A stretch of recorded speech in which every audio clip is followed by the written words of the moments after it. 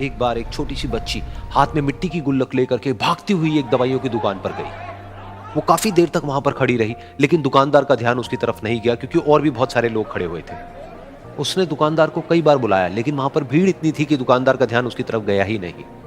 और फिर उस बच्ची को थोड़ा सा गुस्सा आया तो उसने अपनी मिट्टी की गुल्लक लेकर के वहीं काउंटर पर जोर से रख दी, जिसके बाद में जो दुकानदार था और जितने भी लोग खड़े थे वो सब उस बच्ची की तरफ देखने लग गए। और फिर उस दुकानदार ने उस बच्ची से पूछा, बेटे आपको क्या चाहिए? तो वो बड़े ही भोलेपन से बोली कि मुझे एक चमत्कार चाहिए। ये सुनकर के दुकानदार को कुछ समझ नहीं आया, ना ही वहां पर जो लोग थे उनको कुछ समझ में आया, और सब उसकी तरफ देखने लग गए। फिर दुकानदार ने बोला, बेटे चमत्कार तो यहाँ पर नहीं मिलता है। तो बच्ची को लगा कि वो उससे झूठ बोल रहा है, तो बच्ची ने कहा कि मेरी गुल्लक में बहुत पैसे हैं, आप बताओ आपको कितने पैसे चाहिए, लेकिन मैं आज यहां से चमत्कार लेकर के ही जाऊंगी। तो वहीं काउंटर पे एक और आदमी खड़ा था, उसने उस बच्ची से पूछा कि बेटे क्यों चाहिए तुमको चमत्कार? तब उस बच्ची ने अपनी कहानी बताई कि अभी कुछ दिन पहले मेरे भाई के सर में बहुत तेज दर्द हुआ, तो मेरे पापा मम्मी उसको हॉस्पिटल ले गए। उसके बाद कई दिन तक मेरा भाई घर नहीं आया। तो मैंने कई बार अपने पापा से पूछा, लेकिन उन्होंने मुझे कुछ नहीं बताया। उन्होंने बार बार यही कहा कि वो आ जाएगा, वो कल आ जाएगा, वो कल आ जाएगा, लेकिन वो आ ही नहीं रहा था। तो मैंने देखा कि मम्मी रो रही है, और पापा मम्मी को कह रहे थे कि उसकी दवाइयों के लिए और उसके इलाज के लिए जितने पैसे चाहिए उतने मेरे पास में नहीं है, अब उसको कोई चमत्कार ही बचा सकता है। तब मुझे लगा कि अगर मेरे पापा के पास में इतने पैसे नहीं भी हैं तो क्या हुआ, मेरे पास में तो है। तो मैंने जितने भी पैसे जोड़ रखे हैं वो सारे लेकर के मैं इस दवाई की दुकान पर आई। फिर उस आदमी ने उस बच्ची से पूछा, कितने पैसे हैं तुम्हारे पास में? ये सुनते ही उस बच्ची ने अपनी गुल्लक उठाई, जमीन पर फेंकी और तोड़ दी, और पैसे गिनने लग गई। बाकी सब लोग खड़े होकर के उसको देख रहे थे।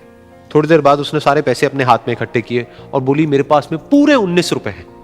वो जो आदमी वहां पर खड़ा था वो थोड़ा सा मुस्कुराया और बोला कि अरे तुम्हारे पास में तो पूरे पैसे हैं, इतने का ही तो आता है चमत्कार। ये सुनकर के वो बच्ची बहुत खुश हो गई और बोली कि चलो मैं आपको अपने पापा से मिलवाती हूं। बाद में पता लगा कि वो आदमी कोई आम आदमी नहीं था, बल्कि एक बहुत बड़ा न्यूरोसर्जन था, और उसने सिर्फ 19 रुपए में उसके भाई की सर्जरी करी, और कुछ ही दिन बाद वो ठीक होकर के घर वापस आ गया। फिर कुछ दिन बाद वो बच्ची, उसका भाई, उसके पापा, उसकी मम्मी, चारों एक साथ बैठे हुए थे और बात कर रहे थे। तो उसकी मम्मी ने उसके पापा से पूछा कि अब तो बता दो ये चमत्कार आपने किया कैसे? तो उन्होंने अपनी बेटी की तरफ देखा और बोले, ये चमत्कार मैंने नहीं, इसने किया है।